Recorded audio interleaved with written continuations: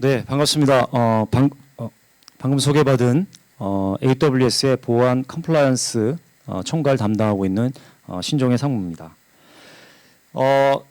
저희가 AWS가 작년 12월 27일부로 여러분 정보보호 관리 체계 인증이라고 부르죠.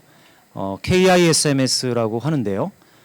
이 정보보호 관리 체계 인증을 국내에 글로벌 클라우드 사업자 최초로 인증을 획득을 하였습니다. 그래서 오늘 시간이 많지 않은 관계로 15분 내외로 관련된 사항들을 여러분들에게 소개하는 자리를 갖도록 하겠습니다. 제가 말씀드릴 순서는요. 우선 AWS의 보안과 또 컴플라이언스에 대해서 좀 간략하게 소개를 드리고요.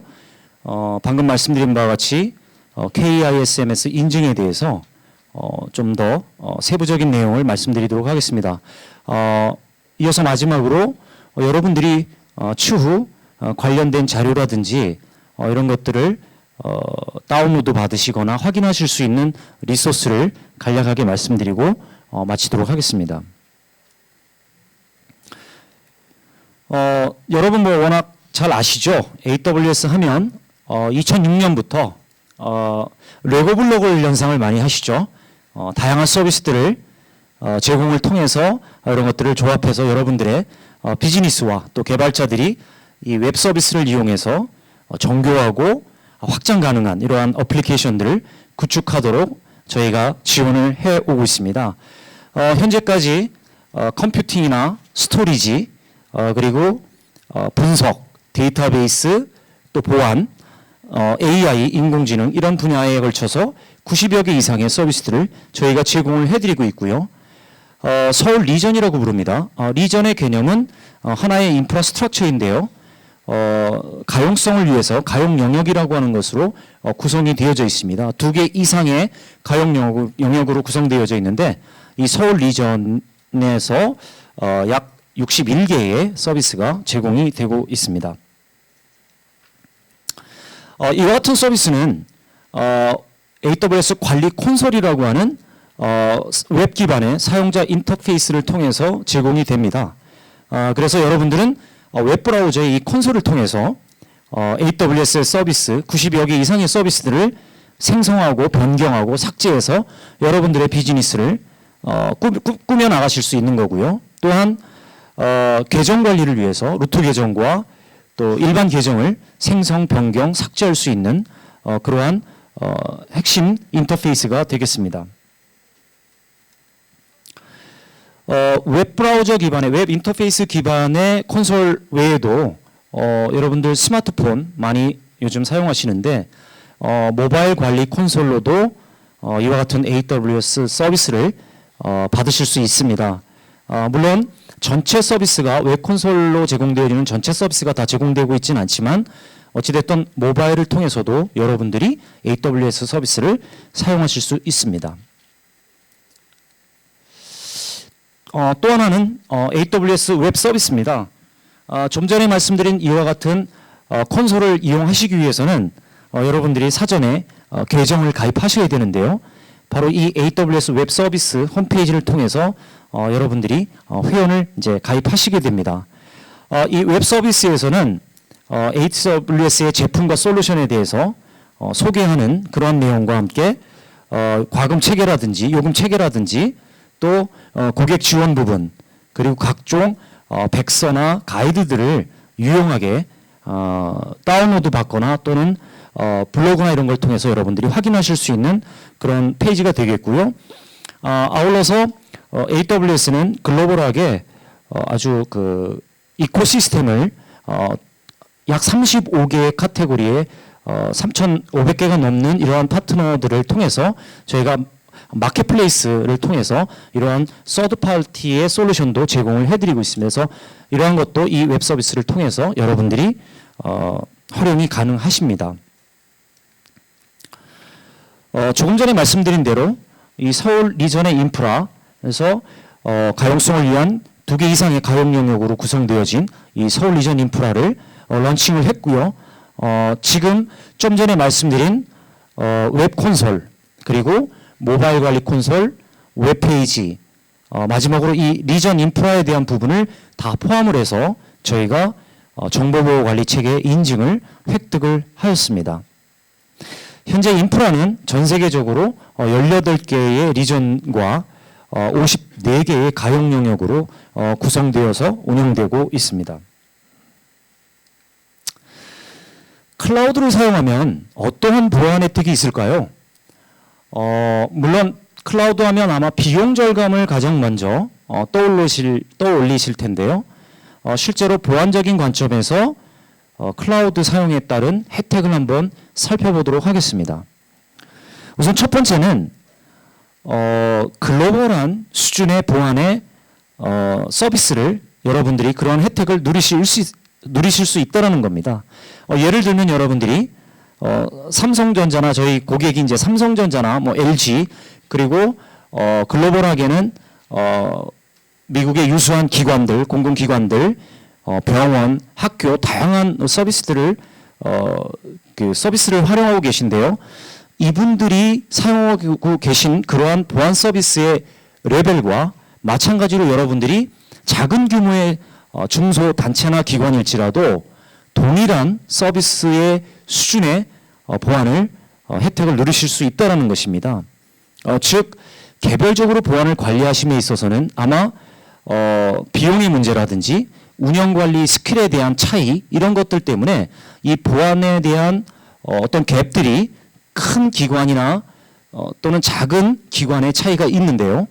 이러한 부분들이 클라우드를 사용함으로써 그 갭에 갭이 없이 동일한 수준의 이와 같은 높은 수준의 보안을 요구하는 기관과 단체에 사용되어지는 보안 레벨과 동일한 클라우드 서비스를 이용하실 수 있다는 것이 어찌 보면 가장 큰 혜택일 수가 있겠습니다. 또한 클라우드 서비스에 있어서 보안적인 측면에서 이 가시성과 제어라고 하는 부분이 되게 중요합니다. 이러한 부분들을 보통의 인프라에 여러분들이 IT의 그 온프레미스 시스템에서 사용하시는 경우에는 다양한 보안 시스템을 구축하다 보면 이기종 간의 상호 호환성이나 상호 운영성 문제 또 그로 인한 홀들로 인해서 또 해킹의 공격 대상이 되기도 하죠. 하지만 클라우드는 이러한 어떤 그 이음새가 완벽하게 갖춰져 있기 때문에 하나의 화면을 통해서 여러분들이 가시성을 확보하실 수 있고요. 또 가상 환경을 통해서 여러분들이 다양한 그런 애플리케이션들을 통해서 제어가 가능하도록 여러분들을 지원해 드릴 수 있다는 혜택이 있습니다. 아울러서 그 오토메이션 되어져 있는 자동화되어져 있는 여러 가지 기능들이 서비스가 있습니다. 이런 것들은 여러분들이 감사를 받거나 또는 자체적인 내부 감사나 외부로부터의 감사를 받거나 또는 내부에서 어떠한 보안과 관련되어진 서비스를 제공하고자 할 때 이러한 자동화되어진 기능들은 유용하게 활용되어질 수 있는 부분이라고 볼 수가 있겠습니다. 그리고 마지막으로 서두에서 말씀드린 바와 같이 이러한 그 글로벌한 파트너십의 프로그램들은 여러분들을 보다 다양한 솔루션을 통해서 보안을 유지해 나가실 수 있도록 지원을 해드릴 수 있다는 그러한 혜택들이 있다고 볼 수가 있겠습니다. AWS를 통한 글로벌 수준의 보안 적용은요. 여러분 잘 아시지만 보안적인 측면에서 디도스 공격이라든지 또는 방화벽이라든지 침입 탐지 시스템 이러한 보안과 관련되어진 시스템들을 여러분들이 별도로 구매를 하셔서 운영하고 유지 관리하셔야 되는 부분이 기존의 온프리미스 시스템에서는 존재했죠.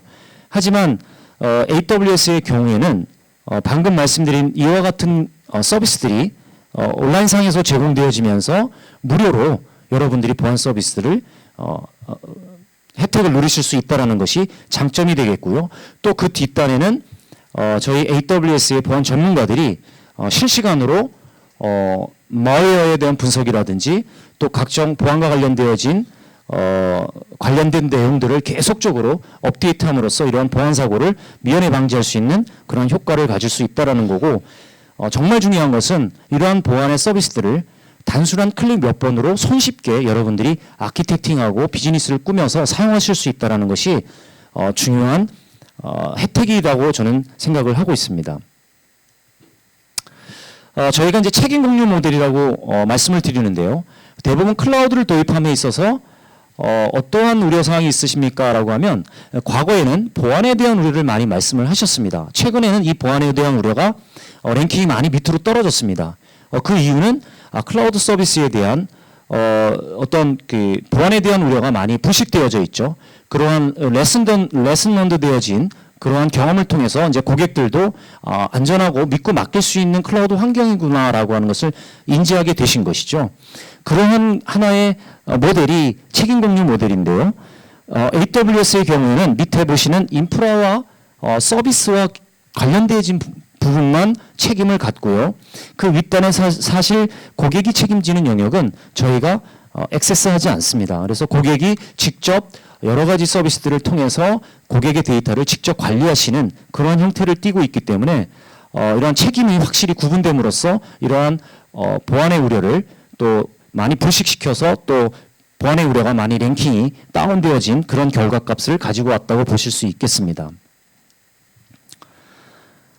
이런 책임 공유 모델에 의해서 저희가 좀 전에 말씀드린 인프라 부분과 또 콘솔 부분 이러한 부분에 대해서 다양한 전 세계의 54개 이상의 뭐 거의 글로벌하게 존재하는 보안과 관련되어진 인증 프로그램들, 개인정보와 관련되어진 인증들을 다 획득을 하셨다고 보시면 되겠고요.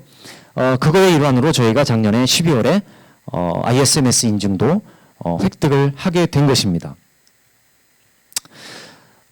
기관들을 고객들이 대부분 이러한 그 인증을 받은 것은 좋은데 관련되어진 문건이나 뭐 증적은 어디서 확인을 합니까? 라는 질문들을 많이 해오시는데요. 아티팩트라고 하는 웹페이지를 운영하고 있습니다. 여러분들이 접속을 하시면 지금 좀 전에 말씀드린 보안 인증과 관련되어진 보다 자세한 증적들을 다운로드 받으실 수 있고 확인하실 수 있고 아울러서 여러분들이 기관에서 직접 내부 통제를 효과성을 입증하기 위한 어떤 가이드로 이런 것들을 충분히 활용하실 수 있기 때문에 필요하신 만큼 접속을 하셔서 활용을 하시면 되겠습니다.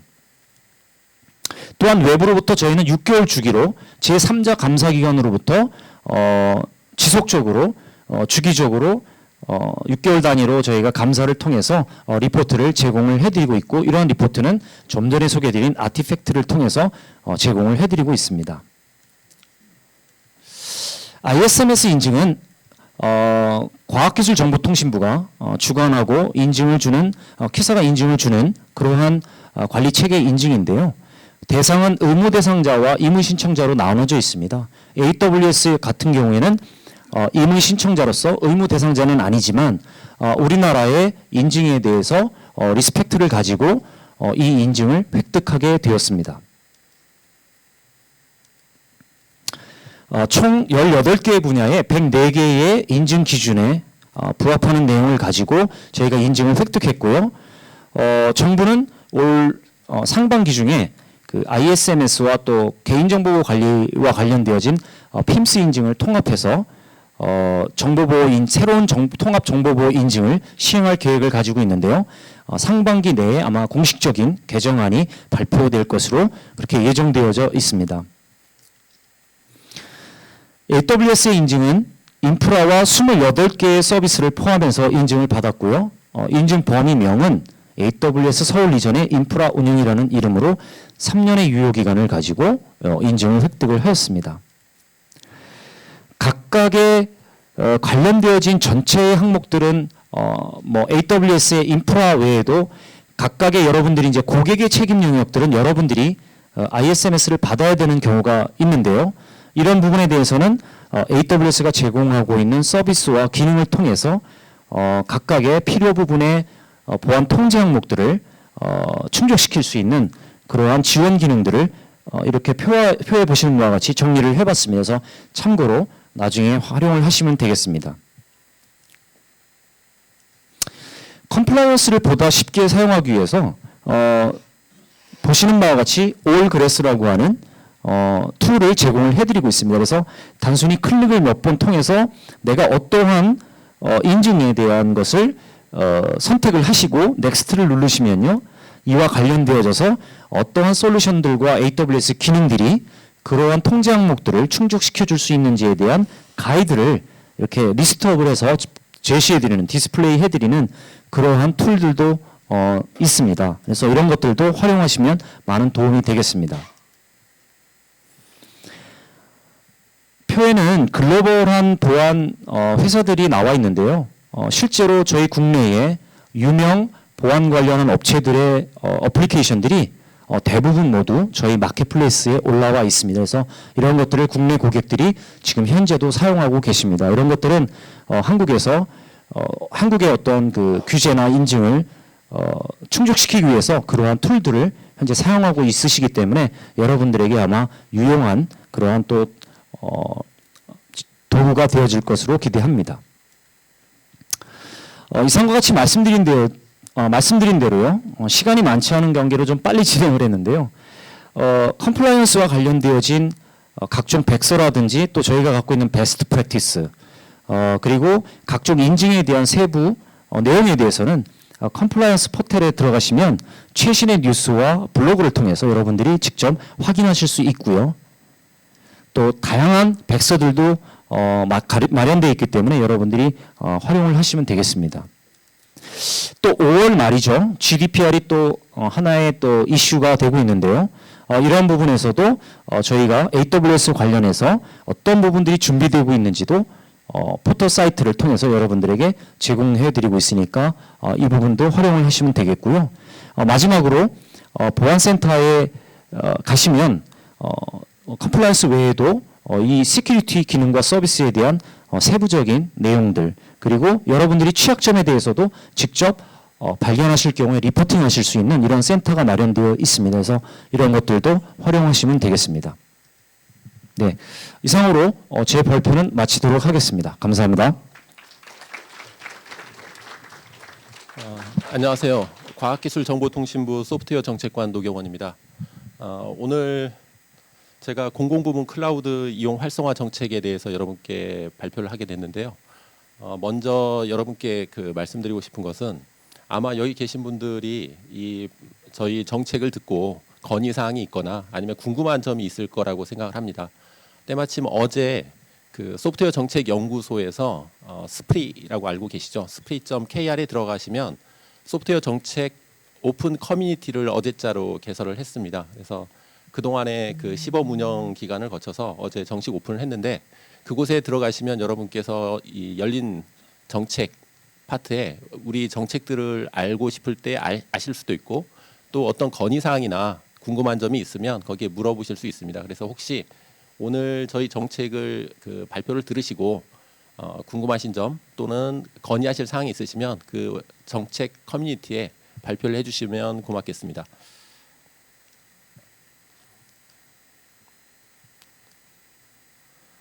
여기 계신 분들이 너무나 잘 아실 것 같고 국내에서 특히 최근에 많은 얘기를 하고 있는 게 4차 산업혁명입니다. 4차 산업혁명에 대해서 여러 가지 이견도 있고 의견도 있으리라고 생각을 합니다. 저희가 4차 산업혁명을 사람마다 다르게 해석을 하는데 저는 1차 산업혁명, 2차 산업혁명, 3차 산업혁명, 4차 산업혁명과 관계돼서 첫 번째 1차 산업혁명은 증기기관을 통한 공간의 확장이라고 생각을 하고 2차 산업혁명은 전기라든지 이런 걸 통한 시간의 확장 그리고 3차 산업혁명은 컴퓨터와 인터넷을 통한 지식의 확장, 사람의 확장이라고 생각을 합니다.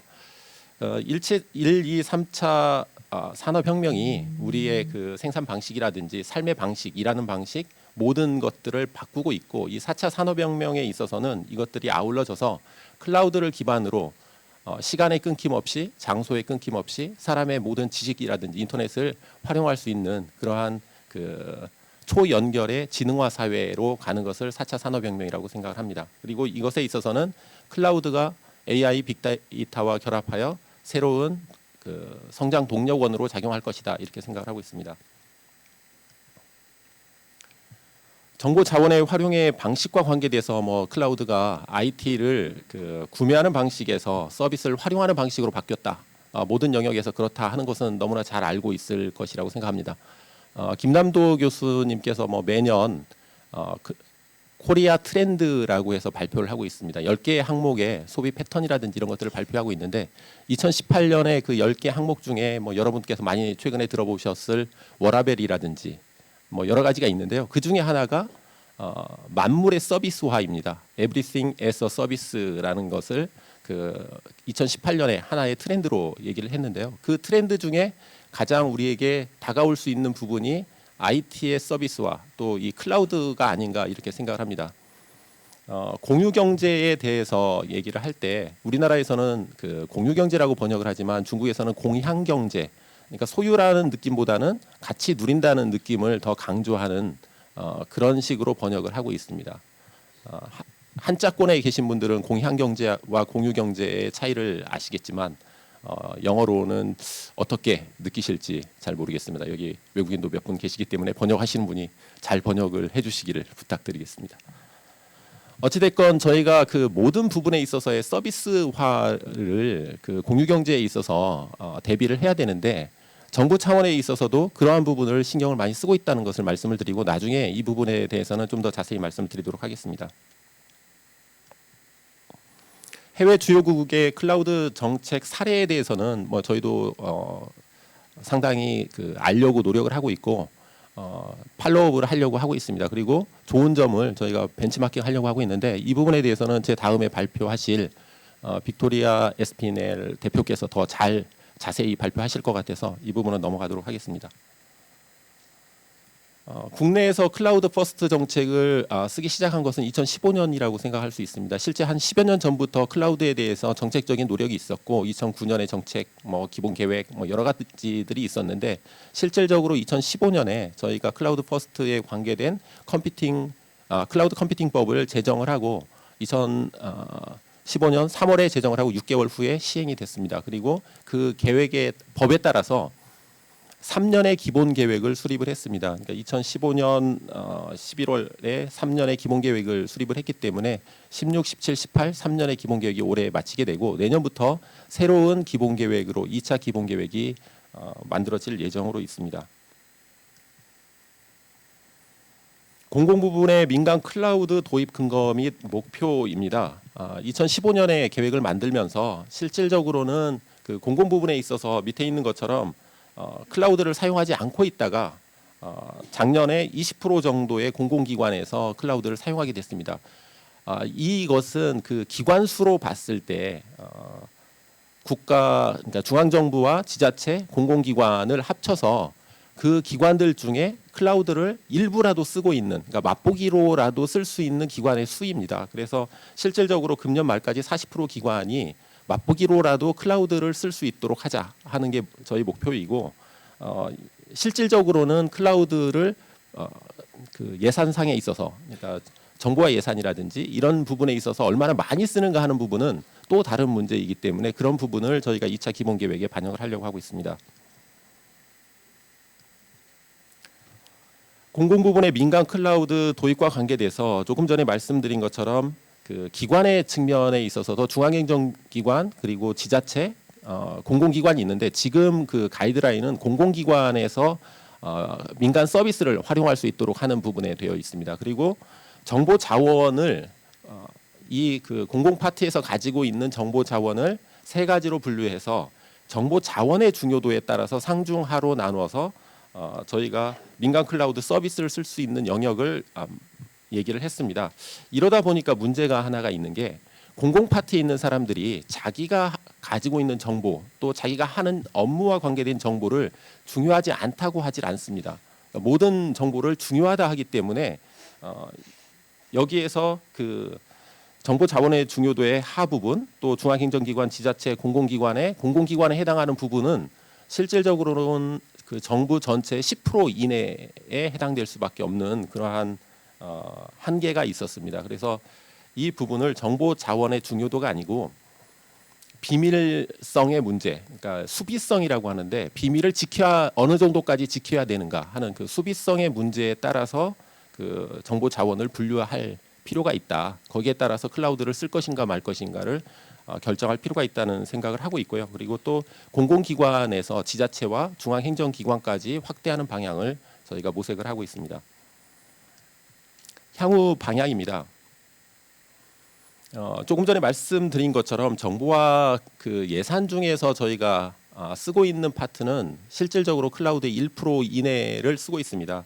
그런데 아까 제가 스킵한 부분에 있는 것처럼 영국이라든지 미국에서는 8.5%, 10%에 해당되는 정보화 예산을 클라우드에 쓰고 있기 때문에 저희가 언제까지 그 클라우드 예산을 확대할 것인가, 그리고 어떤 목표로 클라우드 예산을 확대할 것인가에 대한 고민을 하고 있습니다. 그리고 조금 전에 말씀드린 것처럼 이용 가이드라인을 개정을 하는 부분을 행안부와 함께 협의를 하고 있습니다. 그리고 보안 인증제 부분 조금 전에 그 발표하신 부분도 있지만 그 부분과 관계돼서도 현재까지 이아스 파트에 있어서는 국내 기업 5개 기업이 보안 인증제를 받았고 저희가 사스에 대해서도 보안 인증제를 시행을 하려고 하고 있습니다.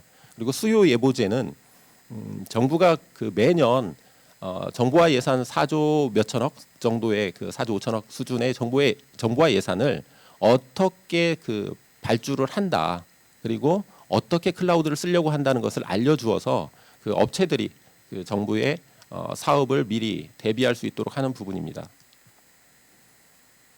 공공 부분의 클라우드 그 추진 체계와 관계돼서 과기정통부를 비롯해서 5개 부처가 크게 관여가 되어 있습니다. 아까 말씀드린 가이드라인, 그리고 전자정부와 관계된 행정안전부가 있고요. 또 보안과 관계된 그 국가정보원, 그리고 예산을 어떻게 그 클라우드에 넣을 것인지, 아니면 정보 예산을 얼마나 할 것인지, 예산 집행이라든지 예산 편성의 지침을 가지고 있는 기획재정부, 그리고 잘 아는 것처럼 그 조달과 관계된 조달청, 이 5개 부처가 그 협력을 해야만 그 클라우드 부분을 쉽게 민간에서 또는 공공 파트에서 이용할 수 있다고 생각을 합니다. 그래서 저희가 정책 협의체를 구성해서 운영을 하고 있고, 과기정통부 산하 기관에서는 CCFO라고 해서 클라우드 컴퓨팅 퍼스트 오피서를 저희들이 하고 있습니다.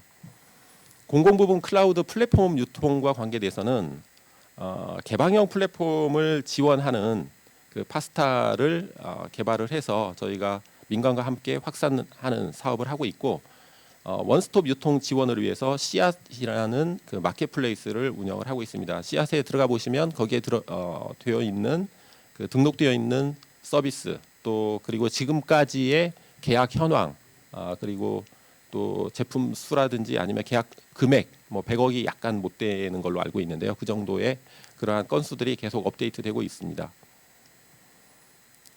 공공 부분에 있어서의 성공 창출을 위해서 아까 앞에서 말씀드린 것처럼 작년까지 그 공공기관 중에 20% 정도가 클라우드를 이용하는 그 맛보기에 그런 기관들이 될 수 있도록 했다고 했는데, 저희가 그걸 확산하기 위해서 2가지의 사업을 하고 있습니다. 하나는 컨설팅 부분입니다. 클라우드를 잘 모르고 있기 때문에, 아니면 이제 클라우드를 막연히 예산을 절감할 수 있는 하나의 그 수단이다 이렇게만 생각하고 있기 때문에 그 이외에 여러 가지 장점을 저희가 그 컨설팅 해주어서 많은 부분에 있어서 클라우드를 쓸 수 있도록 하는 그런 부분이 하나가 있습니다.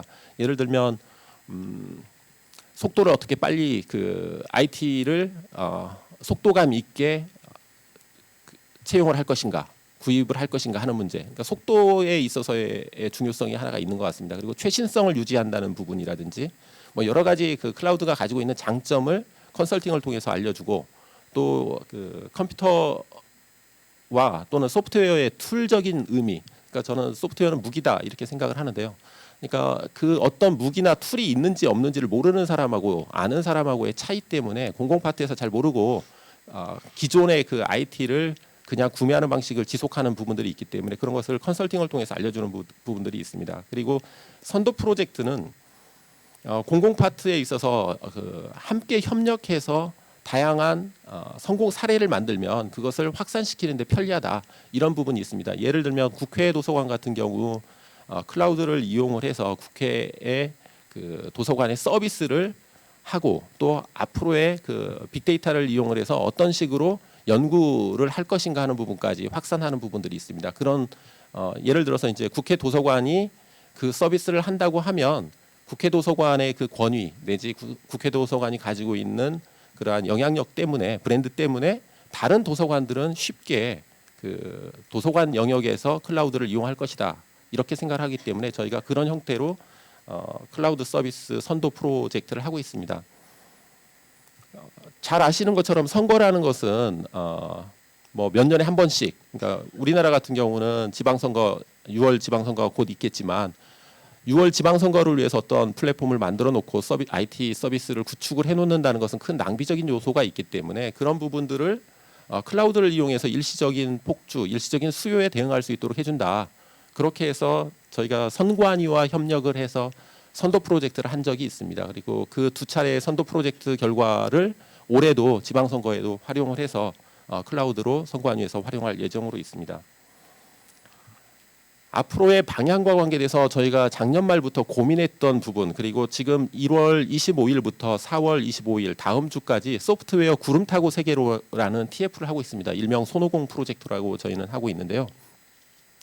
올렛 클라우드를 고민하고 있습니다. 브랜드 삼고 있습니다. 올렛 클라우드는 모든 부처의 사업 또는 모든 부처가 생각하는 것을 클라우드를 가지고 좀 생각을 하자, 이렇게 생각을 해서 어떤 그 산업이라든지 금융이면 금융, 아니면 교육이면 교육, 또 하다못해 철공소면 철공소, 이러한 그 디테일한 부분에 있어서의 특화된 플랫폼을 한번 고민을 하고 있습니다. 그리고 관계 부처들하고 협력을 해서 과기정통부가 예산을 다 가지고 있는 게 아니기 때문에 관계 부처를 컨설팅 해주고 그 부처의 예산과 그 부처의 사업을 이용을 해서 클라우드로 전환하면 여러 가지 효과가 있을 거라고 생각을 하고 있습니다. 그래서 여기 보시는 것처럼 뭐 사회, 문화, 안전, 행정, 국토, 환경, 외교, 안보까지 생각할 수 있는, 저희가 생각할 수 있는 여러 가지 영역들을 찾고 그것들을 지금 관련 부처와 협력을 하고 있습니다. 여기 젊으신 분들 또 창업과 관계돼서 본투 글로벌의 가장 핵심은 어떻게 보면 클라우드, 가장 쉽게 할 수 있는 부분인데 그런 부분들을 또 중기부와 저희가 협력을 하고 있습니다. 마지막 페이지입니다. 올렛 클라우드의 전 분야 확산을 위해서 저희가 그 클라우드를 이용을 해서 스마트한 기술 개발, R&D가 되도록 한다, 또는 스마트한 산업이 되도록 한다, 스마트한 사회 서비스가 될 수 있도록 한다라는 차원에서 조금 전에 보여드렸던 그 올렛 클라우드를 기술이라든지 산업이라든지 사회로 저희가 조금 그룹핑한 부분입니다. 이런 영역들을 통해서 클라우드가 사회 각 영역에 특히 공공 파트에 확산되고 그 공공 파트에서의 사업이 민간에게 전달됨으로써 우리나라가 조금 더 스마트한 그 공공 서비스를 할 수 있는 쪽으로 발전해 나갈 수 있으리라고 생각을 합니다. 들어주셔서 감사합니다. Hello, everyone. I'm very happy to be here today, and I want to say thank you to AWS for inviting me to be here today. I'm happy to have the opportunity to talk to you about the fourth industrial revolution and how vital cloud computing is to it. I want to thank Dr. Rowe for his remarks, which I found very interesting and instructive. And I'm going to talk a little bit today about the global policy environment for cloud computing and Korea's place in that.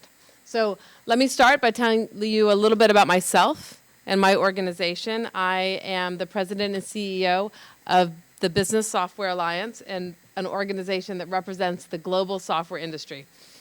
Our organization works with governments around the world on policies to promote software innovation, and that includes policies like data transfers, cybersecurity, artificial intelligence, trade, intellectual property, and workforce development. I know that you are familiar with many of our companies, which include the most innovative companies in the world, including AWS, but also Adobe, Apple, Autodesk, Microsoft, IBM, Salesforce, just to name a few.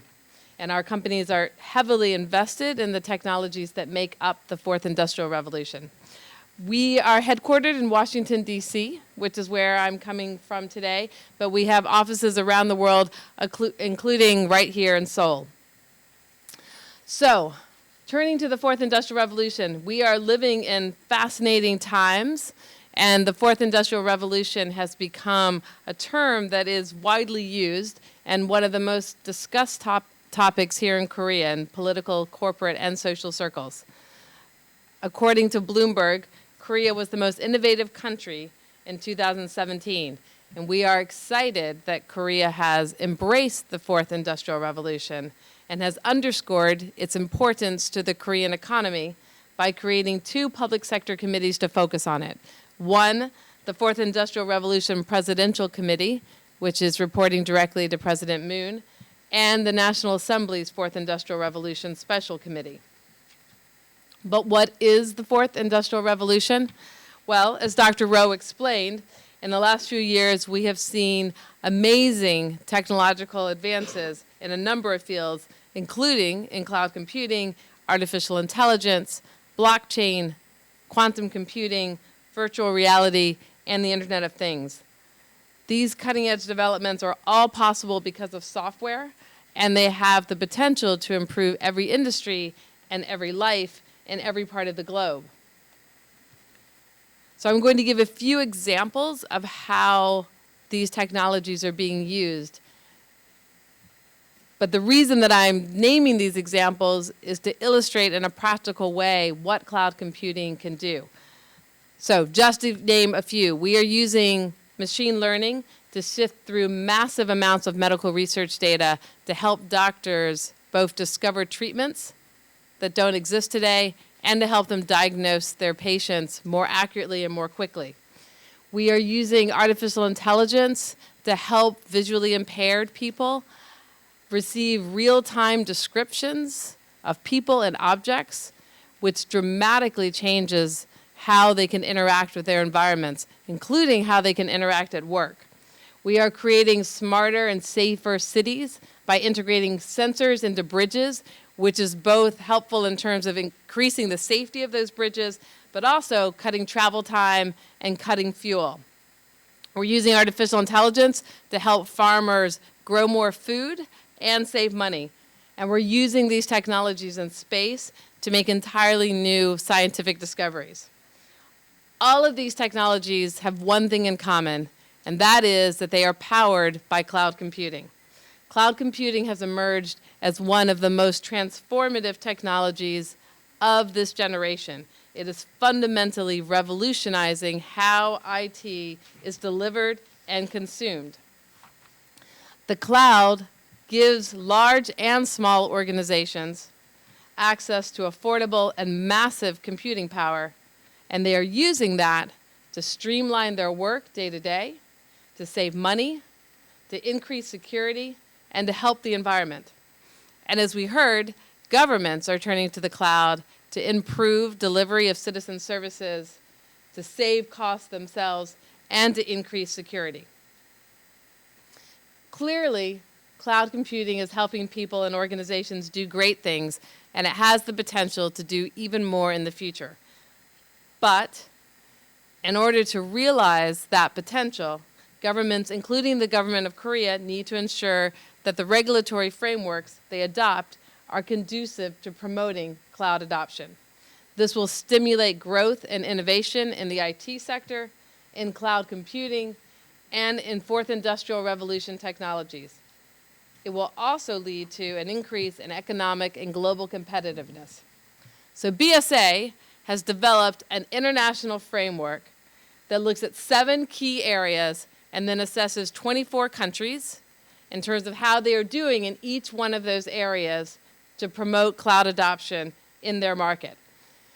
And the 7 areas are data privacy, security, cybercrime, intellectual property rights, international harmonization of standards, promoting free trade, and IT readiness and broadband deployment. I encourage all of you to read the report in full, which you can find on the BSA website.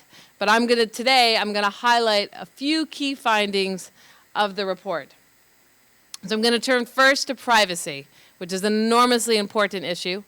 BSA companies are at the forefront of protecting privacy, and is enormously important to our industry that cloud users know that their data will be protected and will not be used in ways that are unknown or unauthorized to them. In looking at the 24 countries that we examined, what we found is that many of those countries have data privacy frameworks in place. Many of those laws are now being updated in part to come in line with new international standards, such as the APEC cross-border privacy rule system. Around the world, we found that Canada and Mexico score highest in terms of data privacy. They offer comprehensive privacy regimes, but without onerous or overly rigid restrictions. On the other hand, there are countries with no laws, such as Brazil and Thailand, who scored very low in this area. Korea has personal data protection laws in place, but these come with very strict requirements that make them, in our view, overly difficult to use. So we are pleased that the Korean government has taken protection of data privacy so seriously, but we feel that the law as it stands today is overly rigid in a way that ultimately will hamper the adoption of cloud computing. And so for this reason, we have ranked Korea in the middle of the 24 countries, coming in with a score of 11. The second topic that I want to turn to is security. We all know that security is a major concern of governments around the world. And users of cloud computing, again, need to be certain that cloud service providers can manage the security risks of the data that they store. Looking around the world, many countries have already implemented cybersecurity strategies. And many of these national strategies promote a private sector public partnership in order to increase cybersecurity. In terms of the overall rankings, the United Kingdom, Germany, France, Australia, the United States, and Japan ranked highest in terms of their cybersecurity regime. On the other end of the scale, Mexico, Argentina, and Vietnam record the lowest scores, mainly due in delays in implementing any sort of national cybersecurity strategy. Again, this is an area where we found that Korea has made much progress, but in our view, there is room for improvement. And that improvement is in large part because Korea's approach is not one that is in line with the international approach that many governments have taken. And specifically, with respect to network separation, we have concerns that network separation as an approach will ultimately not be effective in achieving the security aims that the Korean government wants to achieve, and will inevitably hinder the adoption of cloud computing. A second concern that we have is with respect to security testing, and again, it was very interesting to hear and very good to hear the remarks that Dr. Rowe was making before, but we have concerns about any system where products that have met international security standards are forced to go through additional extensive security testing. With respect to intellectual property rights are an area that are very important in order to encourage additional research and development and investment in fourth industrial revolution technologies. And we found that the Korean legal system has very good protections for innovation and for promoting research and development. And so Korea ranks quite high in that area, coming in at number 5 around the world. And one last area that I will highlight is IT readiness and broadband deployment. This is an area in which Korea, again, scores very high, with Singapore, Japan, and Korea receiving the highest scores around the world. Overall, the key takeaway from our 2018 Global Cloud Computing Scorecard is that countries that put in place a policy environment that promotes cloud adoption will flourish in terms of productivity and economic growth. And those countries that are promoting free movement of data, flexible data privacy protections, intellectual property, and robust deterrence of cybercrime are at the top of those lists. So let me just conclude briefly by saying we are very pleased to hear that the Korean government has formed a collaborative body among 5 agencies that are looking at the issue of how to promote adoption of cloud computing. And we would respectfully request that that committee be looking at 3 areas. One is with respect to privacy.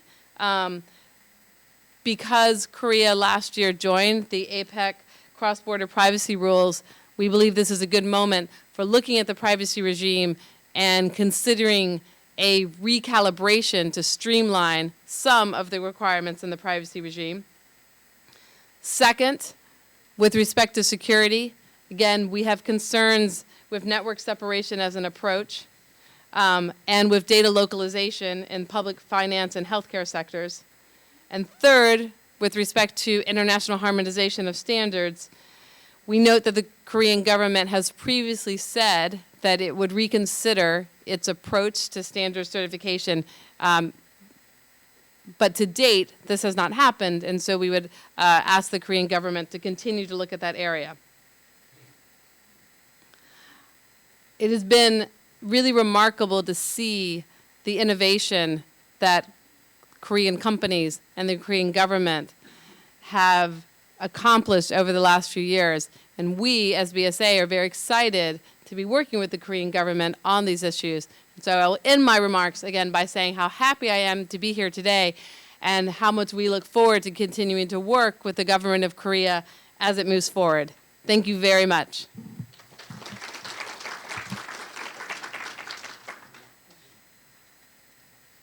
감사합니다.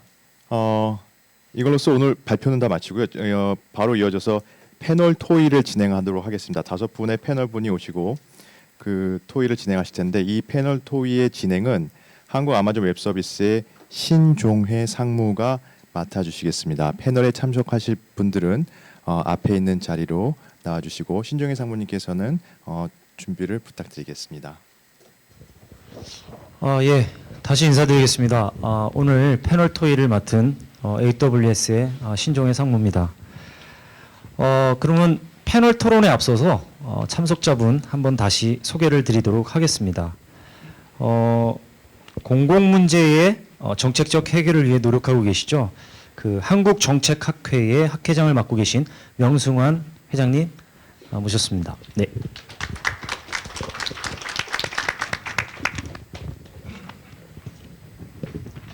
그리고 뭐 최근 정부의 핫 키워드입니다. 일자리 창출이 있는데요. 이와 관련해서 수고하고 계신 과학기술 일자리진흥원장 조용범 원장님 모셨습니다. 업계에서도 이 클라우드 사용에 대해서 많은 관심이 있으신데요. 업계를 대표해서 더 웰의 김동조 대표님 모셨습니다. 예, 방금 전에 발표를 마치셨죠? 소프트웨어 연합 BSA의 빅토리아 에스피넬 회장님 모셨습니다.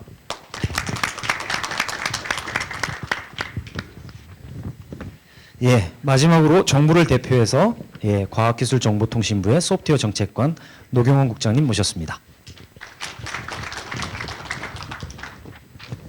예, 그러면 이제 본격적으로 패널 토의에 들어가도록 하겠습니다.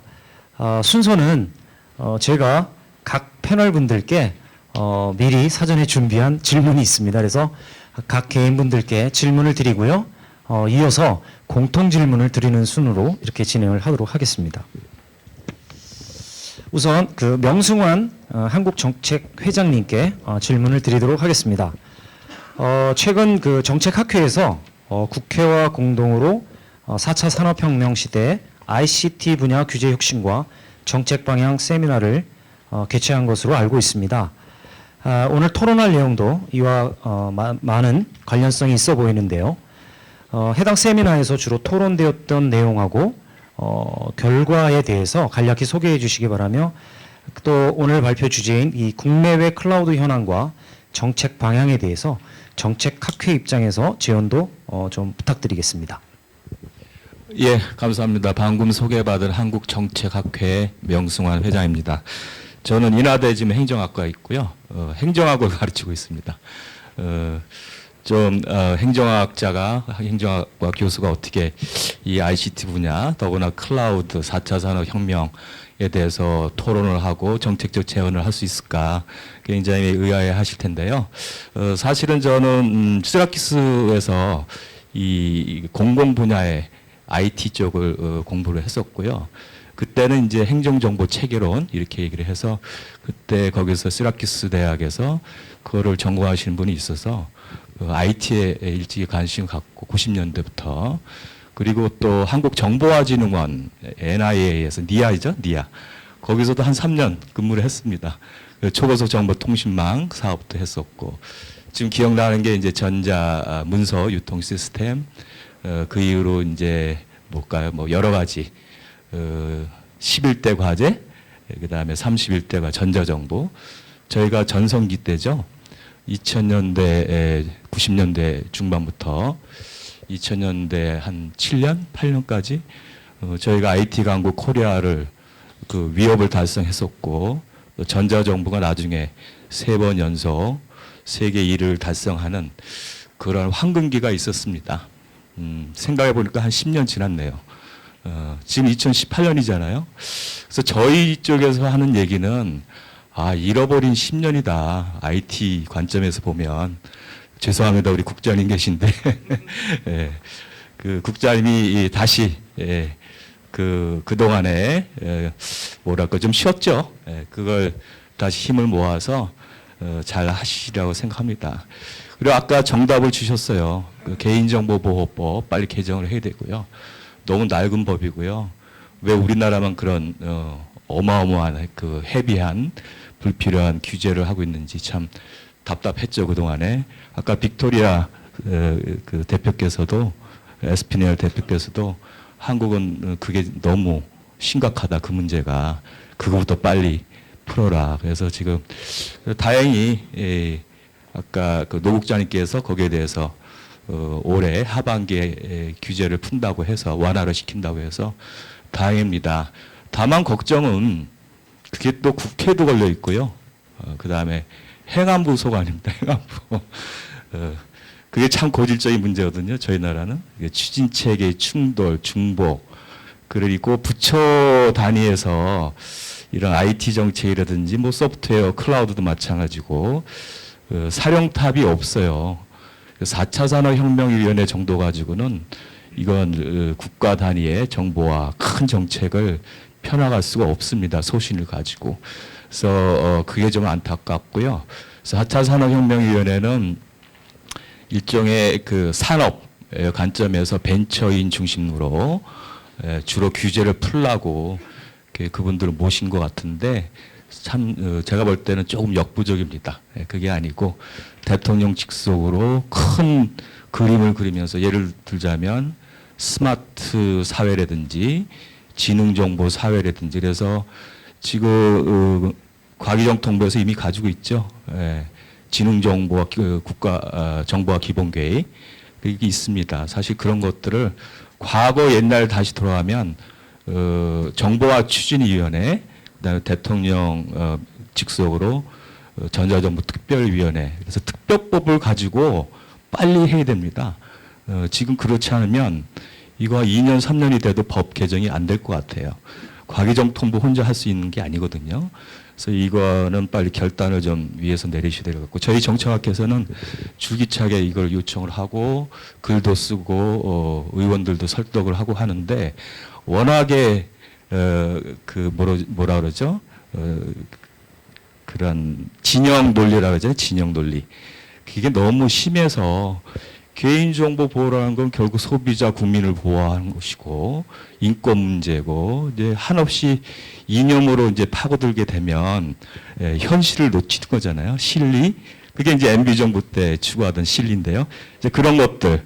그래서 저희가 요청한 거는 그러한 히스토리 아까 위드로우 그 얘기하셨잖아요. 아마존. 과거를 돌아보면 답이 있고요. 그래서 빨리 규제를 풀고 그 다음에 과감하게 규제 프리존이라든지 샌드박스라든지 그 좋은 것도 많습니다. 그것들을 빨리 좀 실천을 하고 그거를 좀 저희 학회라든지 많습니다. 주변에 원군들이 많기 때문에 좀 도움을 청하셔서 제발 그 뭐랄까 이렇게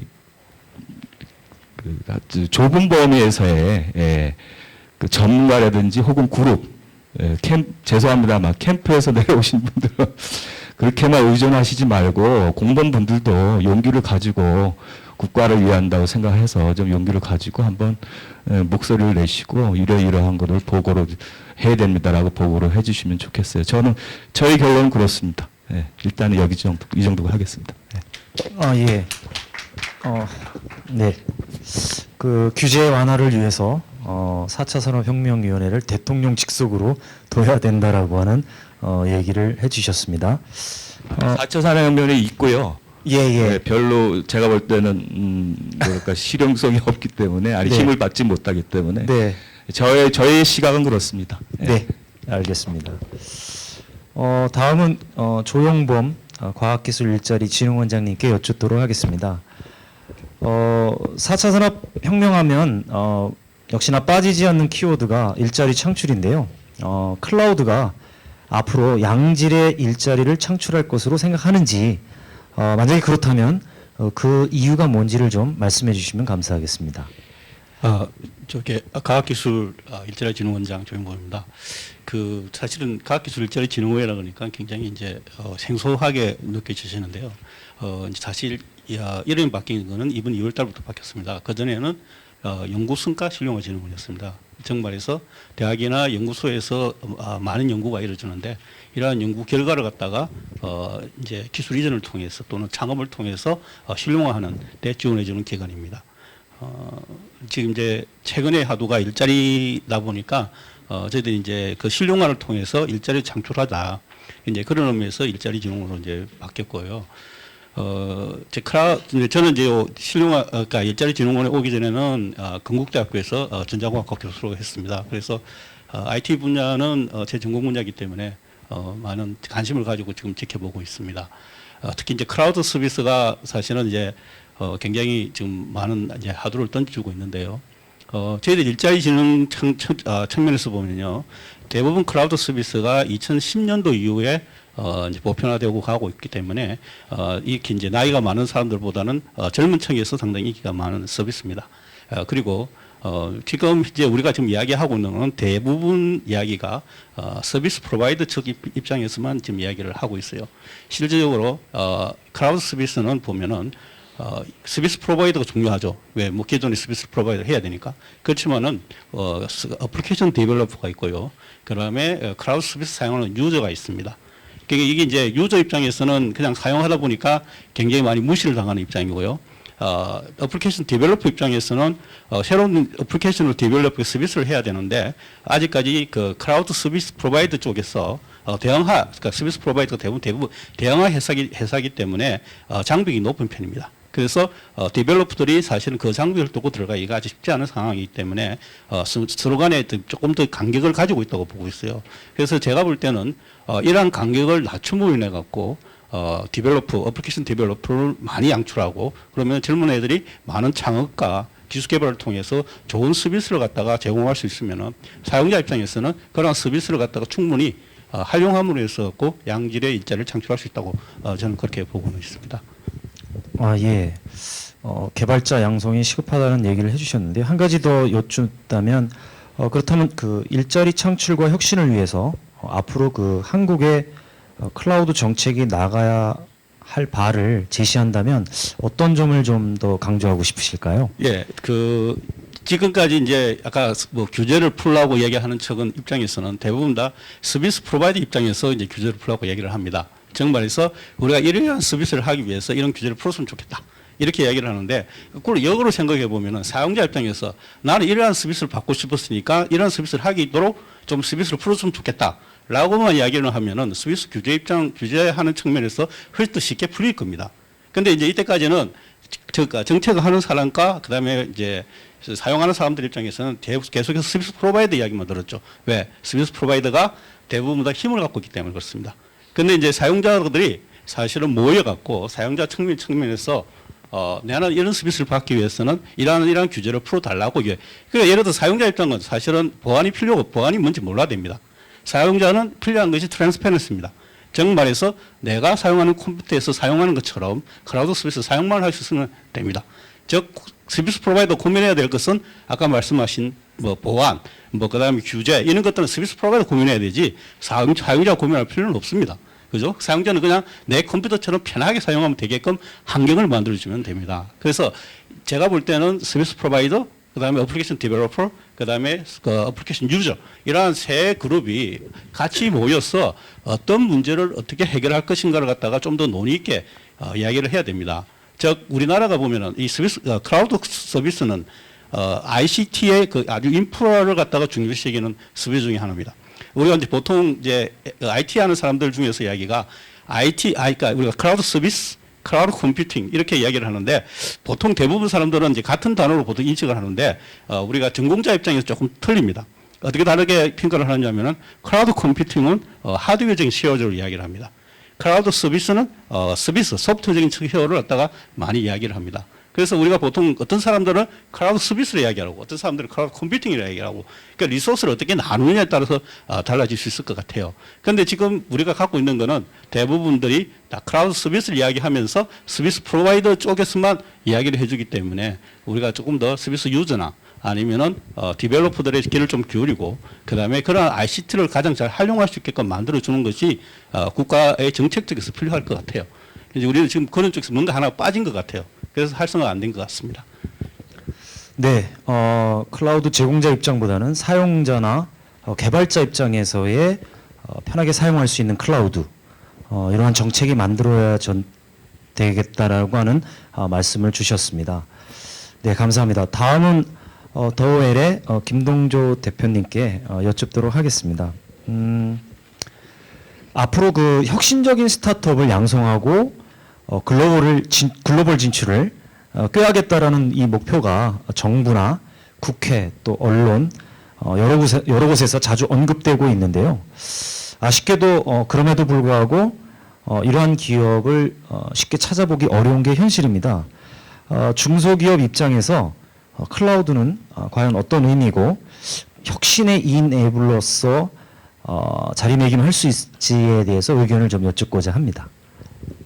네, 반갑습니다. 더웰 대표 김동조입니다. 저희가 하는 서비스는 수목원, 공원, 그다음 산림교육센터, 그다음 학교 정원 대상으로 해가지고 자연과의 교감을 위한 커뮤니티 서비스를 제공하고 있습니다. 좀 더 쉽게 말씀드리면 나무 표찰 안에 비콘 센서를 넣어가지고 실질적으로 클라우드 서버 안에 저희 디지털 컨텐츠를 넣어놨습니다. 그래서 그 비콘 신호하고 접하게 되면 그런 컨텐츠를 주고받으면서 AR 컨텐츠라든지 나무 해설, 그 다음에 뭐 사계절 변화 그런 것들을 갖다 체감할 수 있게끔 해서 수업이라든지 체험활동 그런 프로그램에 실제 쓰게끔 하고 있습니다. 그래서 저희가 공공기관에 납품하게 되면 서비스를 상용화하면 보통 요구받는 것이 그 데이터를 갖다가 공공기관 자체 서버에다가 좀 넣어주기를 많이 원하고 있거든요. 근데 저희는 뭐 클라우드 서버를 쓰는 것이 너무 유리하고 그다음에 스타트업 입장에서는 저희가 뭐 시설 확충이라든지 그다음 인력 그런 부분에서 처음부터 좀 어려움이 있습니다. 그다음에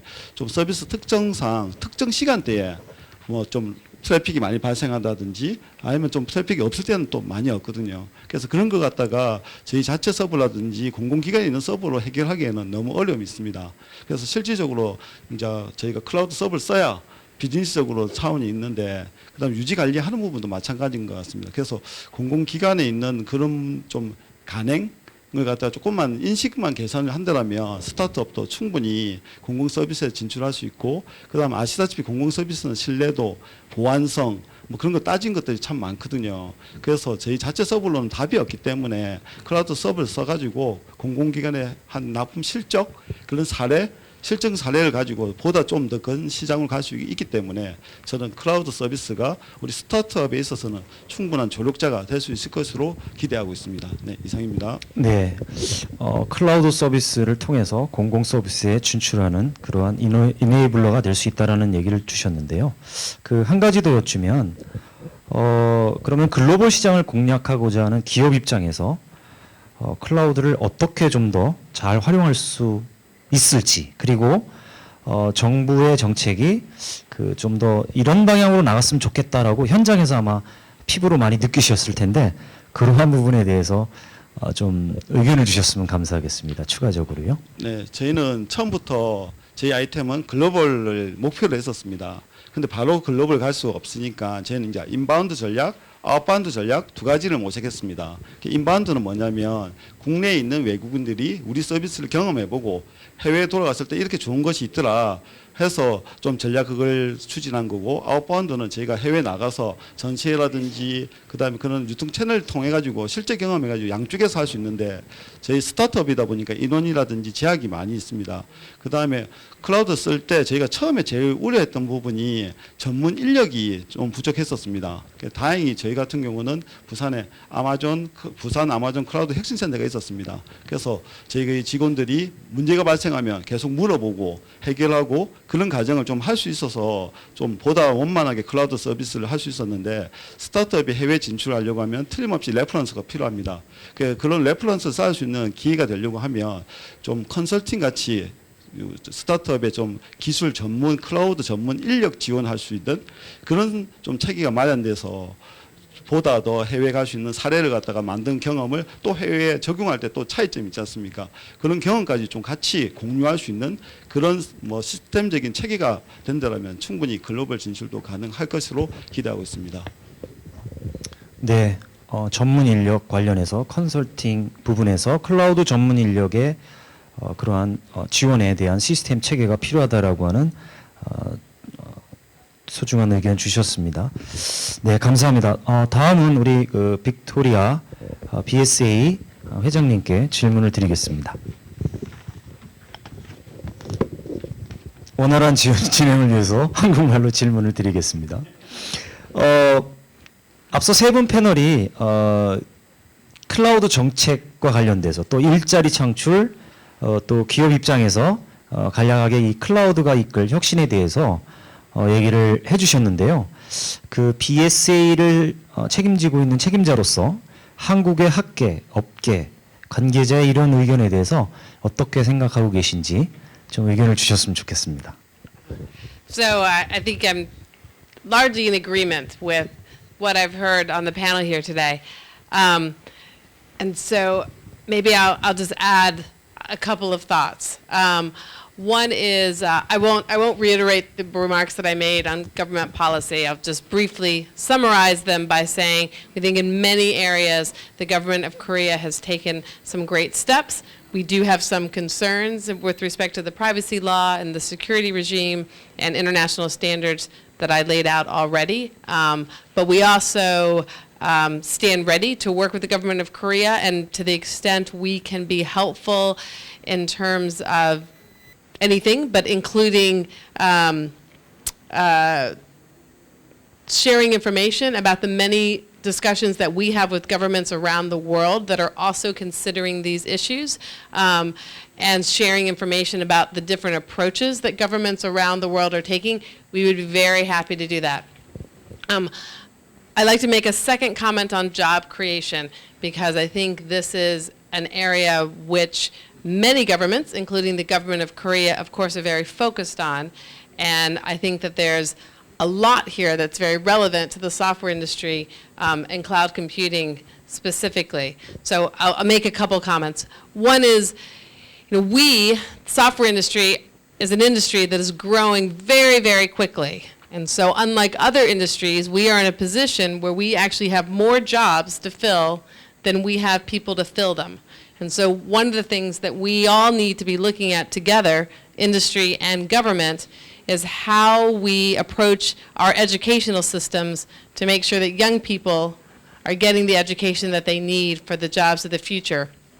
And this is an area where I think many governments could look at and learn from what Korea is doing. I think the Korean government has been very thoughtful about thinking about how to adjust its educational system, and that is something, again, we would like to work with Korea on and work with governments around the world, because I think it's a very important issue. The second thing I would say, though, is we need more software developers and young people going into computer science and engineering of all kinds. But I will say, I think it's a particularly interest of mine to see more young women going into technology and going into computer science. So according to the OECD, about 40% of STEM graduates in Korea are women, and only 10% of engineers are women. But I will tell you, in other countries, including the United States, in some ways the situation is even worse. So in the 1980s, in the United States, about a third of computer science graduates were women. Since the 1980s, we have gone backwards in the United States, and today, only 17% of computer science graduates are women. That is unacceptable, and that is a trend that definitely needs to be reversed. It needs to be reversed in part because, as I said, software industry has good jobs, and we need to fill these jobs. But it also needs to be reversed because I am very convinced that if we have more women going into software, our software will be more creative, it will be more innovative, it will be more secure. And so I would urge the government of Korea and every government around the world to be working with the private sector on how we encourage more young people, and perhaps in particular more women, to think about going into computer science education as a career. 네, 두 가지를 강조해 주셨네요. 교육 프로그램에 대한 시스템 체계에 대한 강조와 더불어서 여성 인력에 대한 또 참여도의 확대 이런 부분들을 강조를 해주셨습니다. 그러면 추가로 한 가지 더 여쭈면 오늘 발표에서 그 24개 국가를 대상으로 클라우드 스코어 카드에 대해서 설명을 해주셨는데 매우 인상이 깊었습니다. 또 우리나라의 현재 클라우드 현황에 대해서 한번 다시 짚어보게 되는 계기가 되었는데요.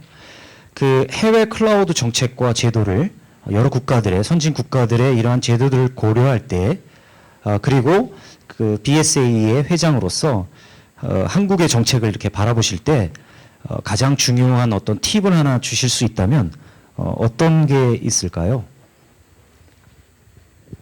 I would say the most important recommendation would be to promote policies that let data move back and forth across borders with relative ease. And to make that specific to the Korean legal regime, it would be to revisit some of the more restrictive requirements of the privacy law and to revisit security approaches like double certification or network separation. But the essence of both of those goals is to try to create a system that promotes the adoption of cloud computing and therefore emerging technologies like artificial intelligence by setting up a legal regime that lets data move back and forth across borders under most circumstances with relative ease. 예, 아마 발표에서 언급해 주신 내용입니다. 그래서 우리나라가 뭐 개인정보나 보안과 관련돼서 제도가 잘 정비되어 있지만 강력한 이러한 그 보안 요건들 때문에 아마 그 명승환 회장님이 말씀해 주신 것과 같이 궤를 같이 하는 것 같은데요. 그래서 과감한 규제의 완화가 필요하다라고 하는 말씀해 주신 것 같습니다. 마지막으로 그러면 우리 그 과기부의 노경원 국장님께 여쭙도록 하겠습니다.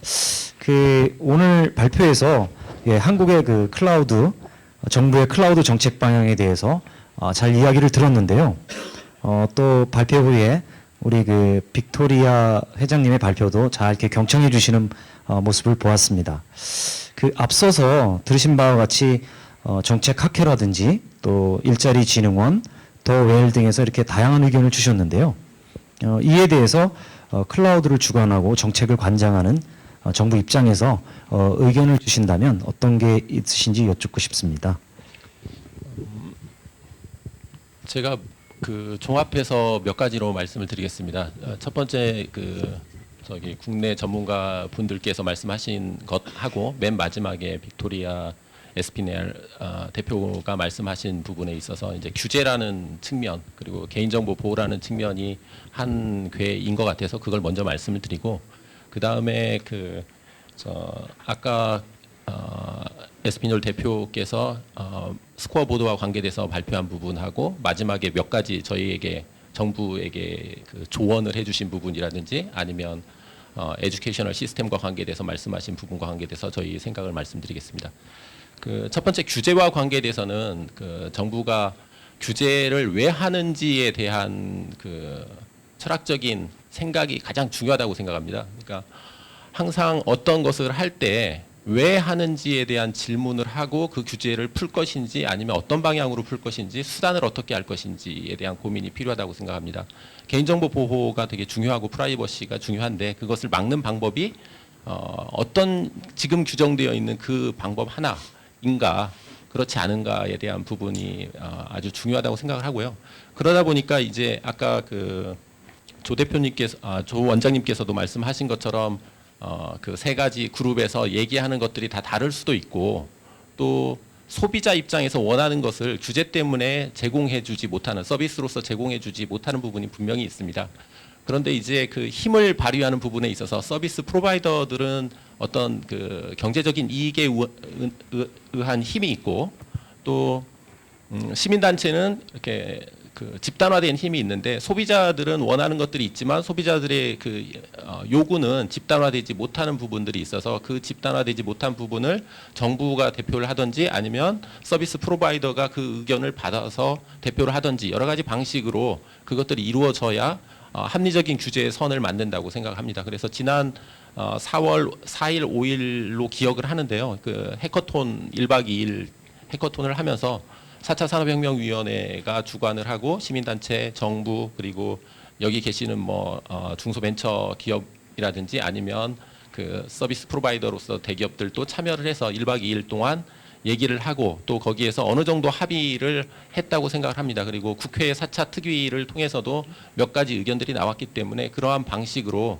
아까 그 명 회장님께서 말씀하신 것처럼 이 부분은 그 우리 부보다는 행안부가 주관을 하고 있는 부분이긴 하지만 같이 협력을 해서 풀어가는 방향으로 갈 거라고 생각을 합니다.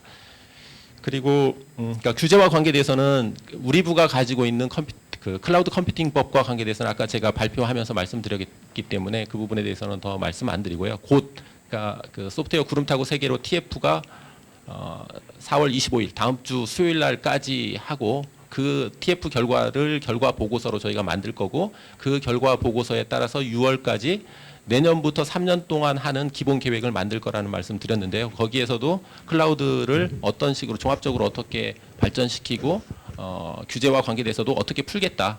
그러니까 명시적인 법에 나와 있는 규제만의 문제가 아니고 예산을 편성하고 집행하고 조달 체계를 어떻게 하고 하는 것들을 지금은 제품을 구매하거나 그 아니면 IT 서비스업에서 설치하거나 하는 식으로 소유의 개념으로 되어 있는 부분들을 서비스를 이용하는 공유경제에 맞는 시스템으로 유연한 시스템으로 바꿀 수 있는 부분들이 있기 때문에 그런 부분에 대한 고민이 같이 담겨질 거라고 생각합니다.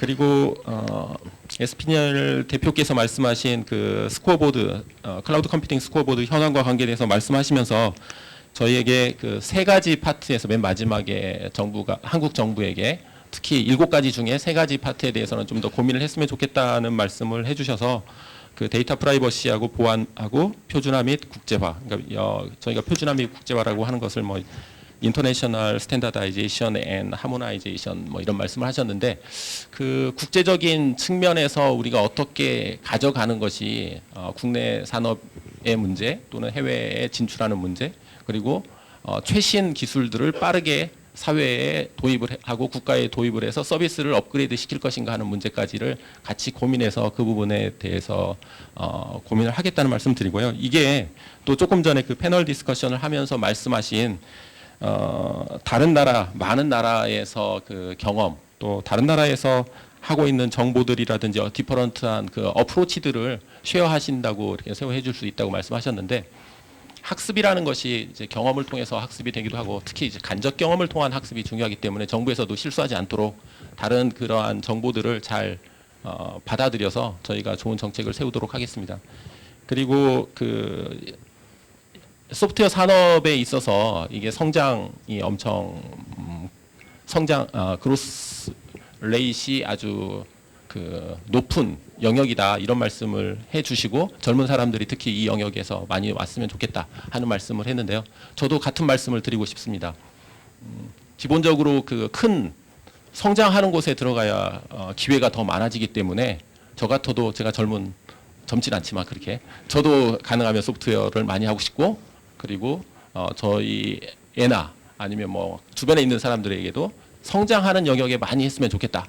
는 말씀을 드립니다. 그리고 특히 우리나라에 계신 분들은 성장하는 영역에 있어서 소프트웨어도 성장을 많이 할 것으로 제가 기대하지만 보건의료 파트도 성장을 엄청나게 많이 할 수 있는 영역이라고 저는 개인적으로 생각합니다. 그러니까 GDP에서 차지하는 비중이 우리나라는 보건의료 파트가 8% 정도 되는데 미국은 17% 정도 되거든요. 그러니까 우리나라 뭐 고령화 사회와 관계돼서도 그렇고 아니면 다른 일반적인 추세와 관계돼서도 보건의료 파트의 성장이 많이 기대된다. 그러니까 소프트웨어하고 보건의료를 접목한 파트에 사업을 하면 훨씬 더 좋지 않을까 이런 생각을 합니다. 그리고 여성과 관계돼서는 특히 젊은 여성과 관계돼서는 저는 어디 뭐 토론회나 발표회 가서 아니면 강연을 가서 뭐 특히 여성이 있으면 제가 뭐 선물을 드려야 되는 경우가 있으면 무조건 여성에게 드립니다.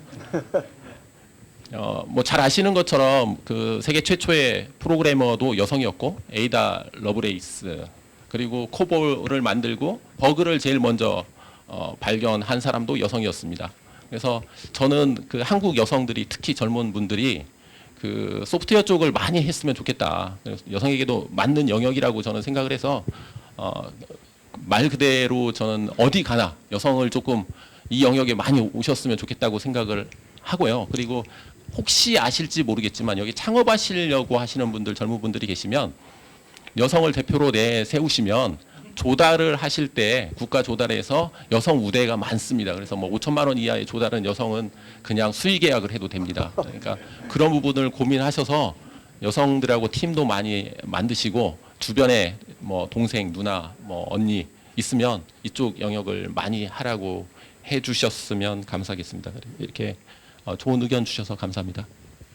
예, 말씀 감사합니다. 뭐 많은 말씀들을 해주셨고 또 계획하고 계시다고 얘기해 주셨는데요. 특히 인상적인 게 이제 아까 글로벌한 베스트 프랙티스 이런 것들이 정보가 공유되면 개방적인 자세로 이런 것들을 수용해 나가시겠다라고 하는 말씀을 해주시는 거 보니까 젊게 보이지 않는다고 하셨는데 생각이 젊으신 거 보니까 젊게 보입니다. 아무튼 말씀 감사합니다. 개별 질문은 마치고요. 공통 질문을 한 가지 드리겠습니다. 돌아가면서 이렇게 답을 주시면 좋겠습니다. 오늘 뭐 발표도 있었죠. 그 호주의 국세청 사례나 또 일본의 연구소 사례 등이 이제 혁신의 좋은 예라고 이렇게 볼 수가 있겠는데요. 이런 선진국들이 지금 클라우드 퍼스트, 우리나라도 클라우드 퍼스트 이제 팔러시를 추진하고 있습니다. 이런 게 이제 공공부문의 혁신과 더불어서 이제 비용 절감 등 또 대국민의 서비스 향상 등을 가져올 텐데요.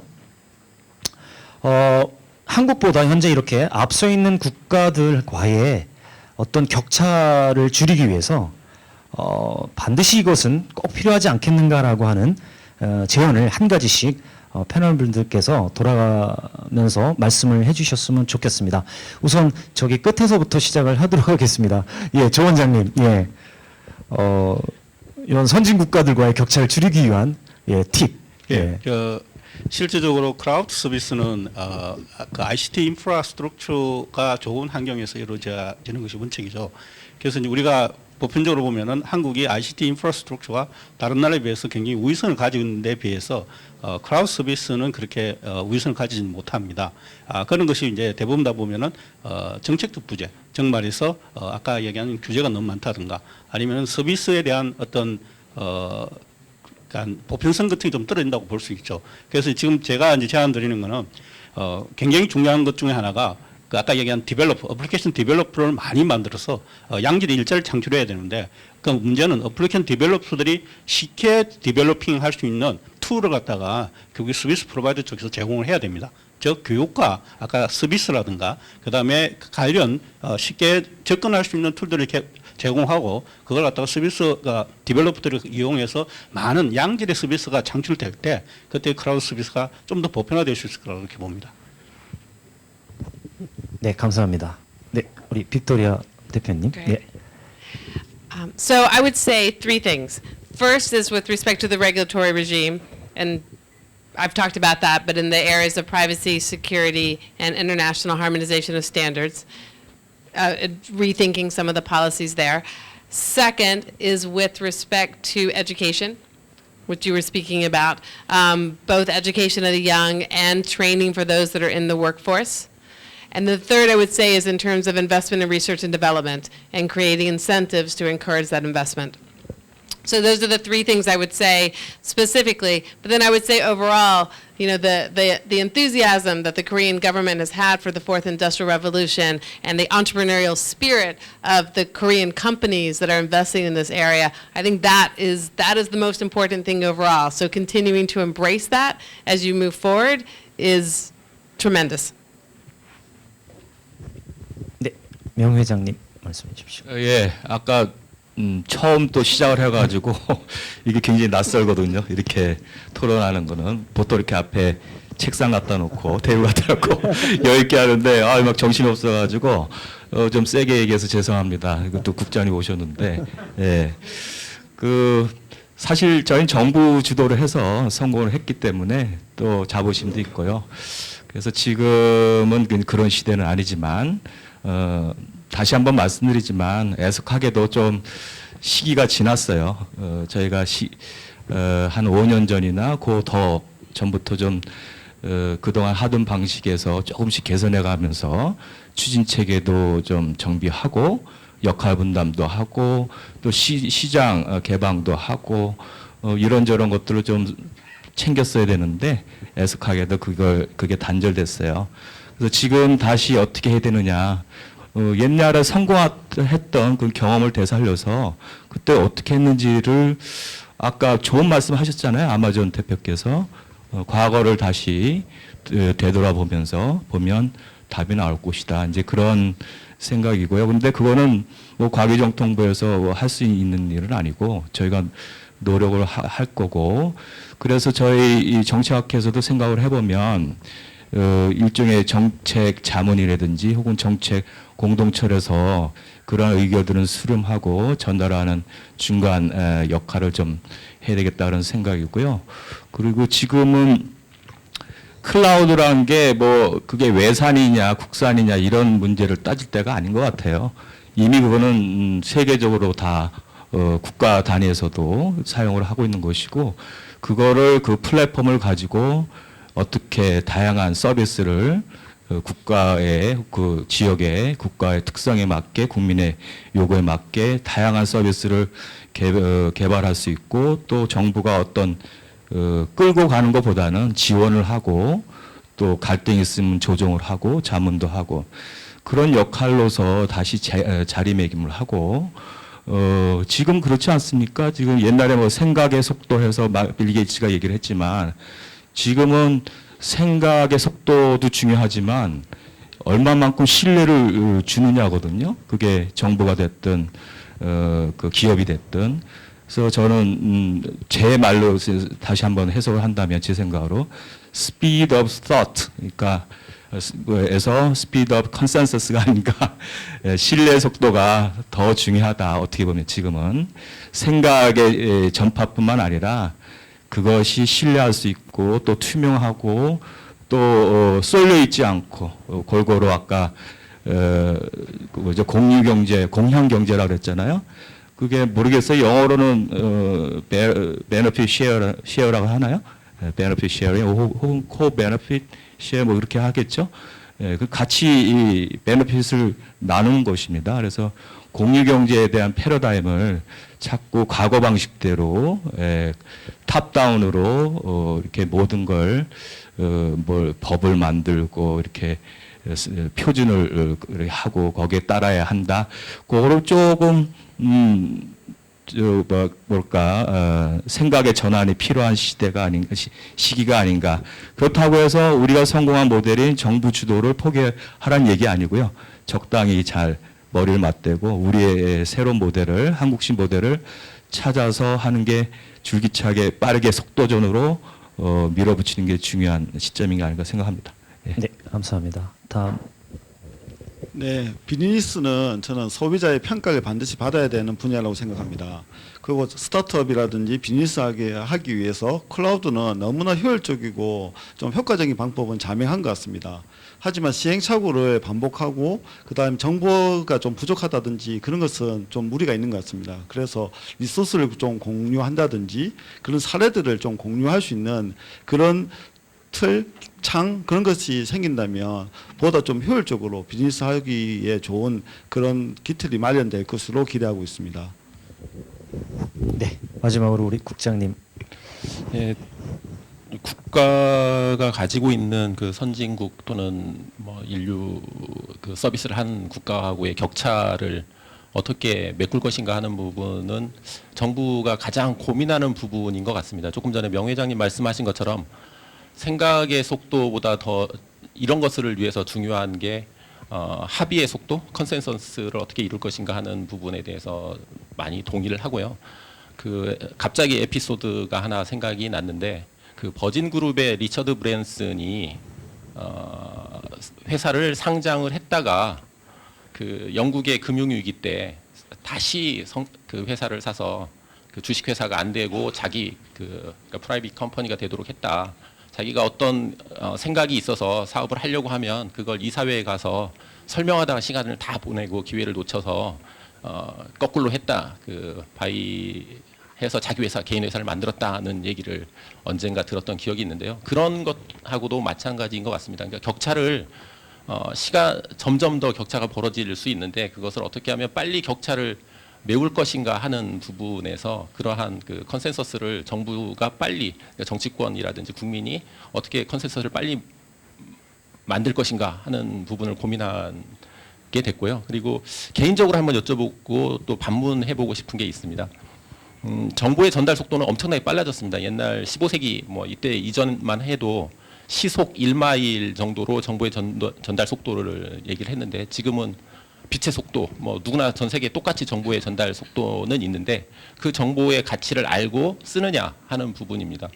학생들에게 보면 학생들 좋은 참고서 사려고 하고 가능하면 좋은 뭐 시험 공부 주관식 하는 사람들은 좋은 필기구 사려고 하고 막 이러는데 혹시 여기 계신 분들이 얼마나 많은 소프트웨어를 쓰고 있는지 회사에서 아니면 개인적으로 좋은 소프트웨어를 쓰려고 고민하는지 아니면 얼마나 많은 앱을 내가 쓰고 있는지 이런 부분을 고민할 필요가 있습니다. 이 말을 정부에 되돌려 보면 정부에서 서비스를 하는데 얼마나 좋은 그 툴들을 쓰려고 노력하는지를 저희도 반문하고 반성해야 된다는 생각합니다. 그래서 정부의 격차, 국가의 격차를 그 하는 데 있어서는 1번은 제가 보기에 그 기본적으로 정보를 찾아서 그 가치를 빨리 쓰는 연습을 하자. 그러니까 툴들을 좋은 툴들을 쓰려고 하는 연습을 하다 보면 격차가 줄어들지 않겠냐 하는 게 있고요. 두 번째는 본 글로벌입니다. 그러니까 뭐 저도 영어를 잘 못하지만 그 영어를 잘 못해도 게임 회사, 국내 게임 회사들은 본 글로벌을 자동적으로 하지 않습니까? 게임을 개발해서 클라우드로 전 세계를 뭐 알리바바를 타고 가든지 아마존을 타고 가든지 전 세계 시장으로 동시에 본 글로벌을 하기 때문에 국내 게임 회사가 어떻게 보면 경쟁력이 있는데 그 소프트웨어 회사에서 패키지 소프트웨어이더라도 본 글로벌을 하고 있는지 아니면 옆에 계시는 우리 더웰 대표님께서도 본 글로벌을 하시는지 그러니까 실수를 하더라도 시장을 한꺼번에 다 얻진 못하더라도 본 글로벌을 해서 그 실패를 통해서 경험하는 그러니까 우리가 그 갭을 하기 위해서는 제일 잘하는 사람이 있는데 분명히 제일 잘하는 것을 한번 해보고 실패하더라도 그렇게 가야 캐치업을 할 수 있지 않을까 그렇게 생각합니다. 네, 말씀 감사합니다. 뭐 간략하게 제가 랩법으로 좀 정리를 해보면요, 그 우리 조영범 원장님 그 개발자가 쉽게 여러 가지 애플리케이션들을 개발할 수 있는 이러한 좋은 툴들을 CSP가 많이 제공을 해줄 필요가 있다. 이런 것들이 일자리 창출에 기여할 것이다라는 얘기를 해주셨고요. 그리고 빅토리아 대표께서는 뭐 계속 반복되어지게 글로벌 표준의 적용, 교육 프로그램의 시스템화, 그리고 어떤 투자에 대해서 강조를 해주셨습니다. 또한 우리 명 회장님께서는 또 정책학회가 정책 자문과 또 의견 수렴의 중간자적 역할을 해주시겠다라고 또 해주셨고요. 더웰 대표님은 리소스의 공유, 특히 이제 성공 사례의 공유 등을 통해서 좀 더 글로벌화를 꾀할 수 있게끔 하는 것이 필요하다라고 얘기를 했고, 마지막으로 우리 노경원 국장님께서 정부를 대표해서 격차를 줄이기 위해서는 좋은 도구의 사용이 필요하다라는 부분과 두 번째는 실패를 두려워하지 말고 앞으로 전진하자라고 하는 말씀을 해주셨습니다. 귀한 말씀들 너무 감사하고요. 잘 정리를 해서 이런 것들이 뭐 아까 얘기하셨듯이 클라우드 서비스의 제공자, 또 소비자, 개발자가 모두 해피할 수 있는 그러한 좋은 의견으로 삼도록 하겠습니다. 패널 토론은 이상으로 마치고요.